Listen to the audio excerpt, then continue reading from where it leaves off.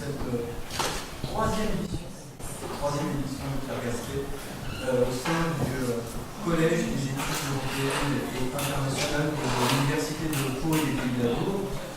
Manifestation co-organisée par ICAR, qui est un laboratoire de recherche, une unité mixte de recherche qui accueillit à l'université. Je suis très heureux que cette manifestation importante qui se tiendra sur ces 3 jours puisse se tenir dans ces locaux. Alors, pas de lumière naturelle, j'espère que le soleil nous accompagnera pendant ces 3 journées. Je vous vois très nombreux, c'est très bien, beaucoup de jeunes, c'est encore mieux, on voit bien que la recherche en Basque est dynamique et votre présence en atteste. Donc je vous souhaite de passer 3 journées très riches, très fructueuses d'échanges et que vous garderez un bon souvenir de votre passage à Bayonne. Je remercie aussi M. Sarasola d'avoir souhaité que cette manifestation se tienne ici, à Bayonne, puisque après tout, si Bayonne n'accueillait pas la recherche en basque, où aurait-elle accueilli en France? Donc encore merci à vous d'avoir pensé à venir ici, et je suis très heureux de vous mettre à votre disposition ces équipements pendant ces 3 journées. Merci encore. Je laisse maintenant la parole à M. Sarasola qui va continuer à vous présenter la manière dont vont se dérouler ces 3 journées. Je vois que tout doucement l'amphithéâtre se remplit, c'est très bien. Merci encore et je vous souhaite de passer 3 jours très riches, très fructueux. Merci à vous.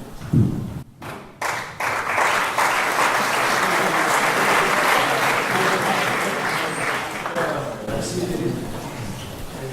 Directori guztioi errazti guztia lehen mailan daude, Philippe modo dekanoa, berak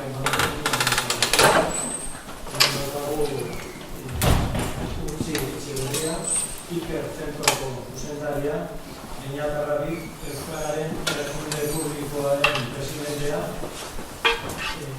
Josune Oma Etxeberria, Ikerbasteko antolatzaile buru, eta Basarasola, Udalkuntza Uritzareko zuzendari. Benetan, oso egun pozgarria dago Udalkuntza Unibertsitaterako.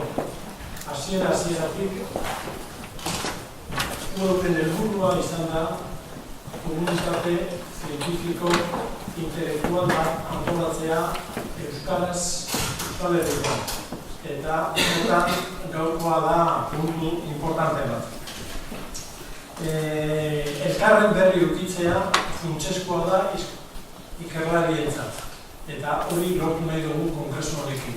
Besteak zer egiten duen, hori jakin nahi dugu. Gaur egun, unibertsitatean inoiz baino euskaldun ikerlari gehiago dauzkagu. Koordinatu egin behar ditugu. Eta hau da alegina, hori egiteko. Nahi dugu, elkarren berri ideiak hartu, proiektu berriak asmatu eta produzioa areagotu. 2 edizio egin ditugu orain arte. 2015an Durangon, 2017an Iruñean. Eta hirugarren bat egin nahi genuenean Erronkazan Ipar Euskal Herrian egitea. Bagenekien hemen egin nahi genuela. Eta erronka fuerte izan da guretzat, eta hemen gaude, eta hau da arrakasta.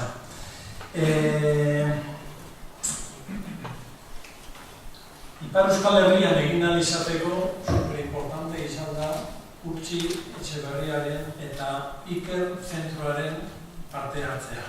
Eurek zabaldu dizkigute ateak, eta hori esker hemen gaude. Mila esker Utziri abentura honetan parte hartzeari baiezkoa emateagatik. Eta eskerrak ematen hasita, haukagu lista horik bat, hau gauzatu ahal izateko lagunak izan direnak. Eskerrik asko, noski UPPA Unibertsitateari, Paueko eta Aturrialdeko Unibertsitateari bere ateak zabaldu dizkigu eta hemen gaude gaur egunean. Eskerrik asko Euskal Herriko gainontzeko unibertsitateei, nola Euskal Herriko Unibertsitateari, Nafarroako Unibertsitate Publikoari, Deustuko Unibertsitateari, Mondragon Unibertsitateari, Nafarroako Unibertsitateari eta nola ez ere hemen Bidarteko Estia Eskolari. Eskerrik asko Euskal Hirigune Elkargoari, Baionako Herriko Etxeari, Eusko Ikaskuntzari, Euskal Kultur Erakundeari, Udalbiltzari eta orokorrean ere Ipar Euskal Herriko eragile eta bidelagunei. Noski, Ikerbasteko Kongresuko batzorde zientifikoko kidei eta batzorde animatzaileeko kidei.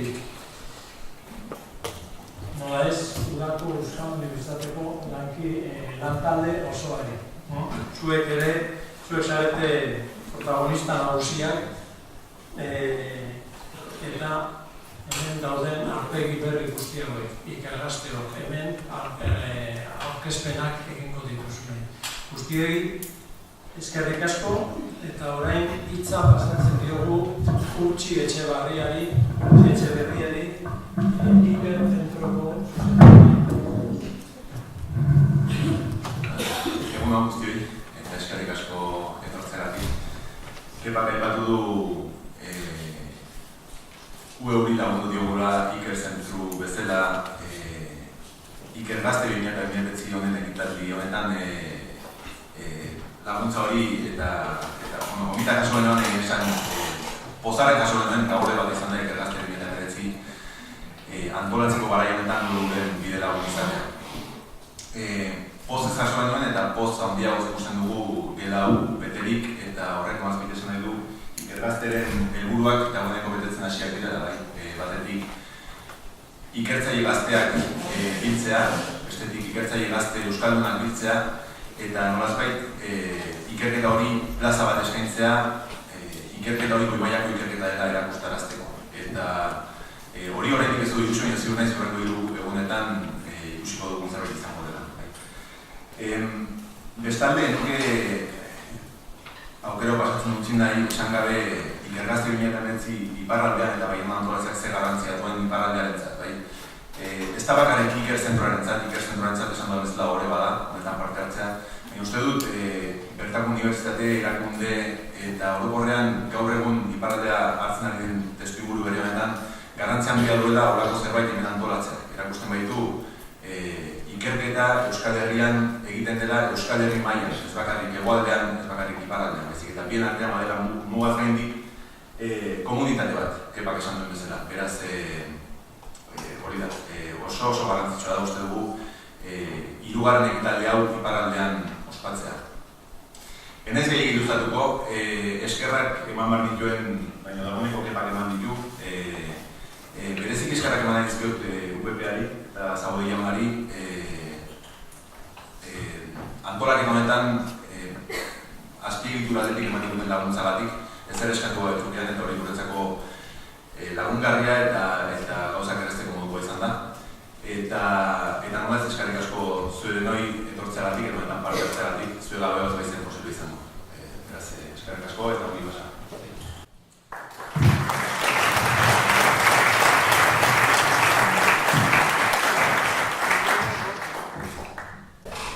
Egunon denei, mila esker, nik gutetzeagatik. Bazer dut, Ikergazte Kongresuaren ekitaldi honetan parte hartzea. Kongresuaren hirugarren edizio hau iparraldean Baionako kampusean antolatzea erabaki dute eta izigarri poztekoa da. Dornotik, Iruña eta Baiona. Estatua, eskualdea, departamentua eta eskual elkargoa bitzen ditu egun ordezkatzen dutan eskualaren erakunde publikoak. Eta 2006an, aho batez, iparraldean ogatu nahi den hizkuntza politika proiektua bozkatu zuten. Hontan, helburu nagusi bat agertzen da, hiztun osoen sortzea. Lehentasuna belaunaldi gaztei emaiten zaiolarik. Hizkuntza politika proiektuak 12 erronka nagusi agerian emaiten ditu, euskararen transmisioan eta erabileran eragiten dutenak. 2018an bozkatu den proiektu estrategikoa beren politikaren kuadro eguneratu du. Honek eramaten ari den politikaren egokitasuna beretzitu, lan ardatzak eguneratuz eta lehenetsiz. Hizkuntza politika proiektuaren helburua gauzitzeko ikerketa. Erronka nagusietarik bat da. Ikerketari esker, hizkuntza maila goratzen baita. Ekintza publikoaren egokitasuna azkartzen baita, eta eskoarak hunkitzen ahal dituen eremuak zabaltzen baititu. UEU eta ikerzentroak eskuz esku, antolatu nazioarteko ikerketa topaketa hau euskaraz egira gainda, eta ehunka ikerlari eta aditu biluko ditu hiru egunez. Parte hartzaile puntako gaien inguruen trukatuko dute euskaraz. Ondorioz, maila gorenetan ere euskarari bere lekua aitortzen dion iniziatiba hau txalotu behar da. Eta nahi nuke behaz barkamenak eskatu, behaz hemen izan behar baitzen eskualen elkargoren zinean eta peio klagogi, azken momentu lokan baitu arrazo bat, eta berantu egin da, etorriko da behant saio, eta behaz nahi nuke behaz haren izienan behaz eman eta ze poza dugun behaz zen parte hartzea hemen iparaldean eta planeta barra arte lehokatezien, espero dut, segituko dugula, eskuaren mailan, segitzelanko dugula, gure hiruko ituna hori. Irazio espero dut.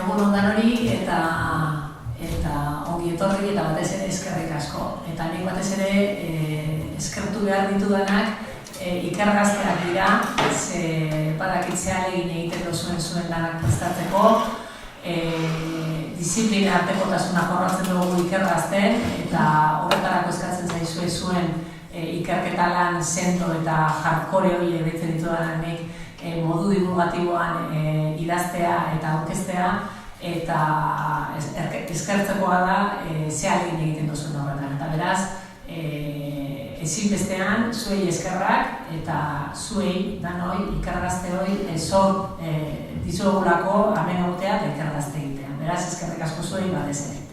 Eta hori esan da, esango dut aurten 3. edizio honetan 111 artikulu jaso genituela eta horrek nolabait erakusten du ikergazte beharrezkoa dela, hor dagoela, eta esango nuke zuentzako nolabaiteko erreferentzia ere badalaia da.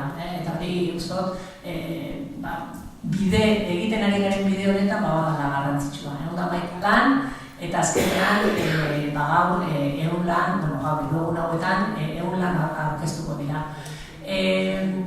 Laren kalitatea oso handia izan da, batzorde zientifikoko kideek lan ikaragarria egin behar izan dute lanik eta onenak aukeratzeko, zeintzuk posterrerako, zeintzuk ahoskorako aukeratu, eta bixen, batzorde ebaluatzailean izan ditugun 70 inguru ebaluatzaileek euren lana egin dutela eta zegoen lanak hemen egoteko. 100 lan aurkeztuko dira, baina guztira 180 pertsona inguru egongo gara 3 egun hauetan hemen, Baionan, Errobiko campus honetan, zuen lanak eta ikerketaz hitz egiten. Alor desberdinetan egiten den ikerketaz hitz egiten eta aukera izango dugu jakiteko Euskal Herrian zer ikertzen den. Nortzuk zareten iker lan horiek egiten dituzuenak eta zer ikertzen duzuen. Bari esan da, hasiko naiz pixkat detaile teknikoak edo ematen, horiek eman behar ditu bada honek. Orain anfiteatroan gaude, zuen poltsatan daukazue dokumentazio guztia eta dokumentazio horren artean mapa bat ere badaukazue eta hor, bukatzeko moduan daukazue nun gauden orain eta jarduera desberdinak nun egongo diren. Dana hemen bertan izango gara. Anfiteatroan honetan egingo ditugu hitzaldi orokorrak eta baita ere azkenengo eguneko amaiera ekitaldia. Amaiera ekitaldia eta sari banaketa ere ametsen bertan egingo dugu. Ahozko aurkezpenak ikasgeletan egingo dira, amendik artean eta aurrez aurre dauden ikasgeletan egingo dituzue, emango dituzue ahozko aurkezpenak. Tailerrak ere bertan ikasgela horietan egingo direlarik. Posterrak, ja eskegi dituzue egin zuen posterrak, hemen bertan leku iztutsua da, baina flashtokak, mikrotokak egiteko moduan gaude eta eskaileratxo bat daude hor, eta hor bertan egingo ditugu, edo egingo dituzue, hobetu izan da, zuen posterren aurkezpena. Gaur pixkat egitaragoa, guantzen bertan hasiko gara hitzaldi orokorrekin, eta hori bada guretzako Francesco Derriko honen eukitzea gurekin, eta berak eskainiko dugun hitzaldia, hor programan daukazue, What does archaeology tell us about the origin of modern cognition, horretaz egingo digu, eta gero jarraian, Jesus Mari Txurruka izango dugu, dantzako seguruenik ezaguna dana, azken boladan telebista interraktian egunero espadai, egunero dagoen ikertzaile eta irakaslea, eta berak bere bizi jardunean egin duen ikerketa zitzaingo dugu.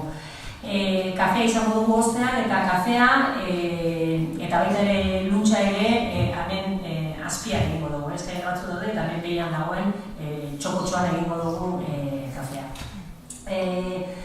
Baita ere epatu beharko, gero zegoen aurkezpenak izango dira, 11:00 ordu batetara, esan dugun bezala hor ikasgeletan izango dira, luntxa ere hor azpian egingo dugu eta arratsaldean tailerrak izango ditugu. Programan aipatzen diren tailer horien artean, ordu 2:00 5:00 direnak eta paraleloan egingo direnak, baita ere izango dugu Charles Bidegainek emango duen hitzaldi bat. Iker zentroan hasiko da hitzaldi hori eta Iruretan izango da. Beraz, aukera daukazue, tailerretan izenik eman ez duzuenok edo hitzaldi horretara joateko. Bukatutakoan hemen gauko lanak, arratsaldean zer osagarriak izango ditugu eta programa bertan daukazue, baina Zispa gaztetxean egongo da aurkezpen batzuk emango dituzte, bai Euskal Herria zuzenekoa, Zispakoak eta Etnopolokoak ere emango dute aurkezpena. Mai inguru bat egongo da, 6:00 ere. Iker zentroko liburutegian emango dana eta hor izango da etnopoloak emango duen Eusko Kultur Erakundearen eskutik emango duen mahai ingurua. Horretaz gain, 3 kontu tekniko. Tailerretan, bat gelditu izan baldin bada ezin izan duela eman izenik berak nahi zuen tailerrean edo, pasaradila gero atxeden aldian idazkaritzatik, bertan bera batzuk bertan bera utzi dute euren izen ematea tailer horietan eta oraindik ere badaude lekutxo batzuk eskuragai tailer desberdinetan. Beraz, interesa baldin badaukazu, badazkan ere galdetu.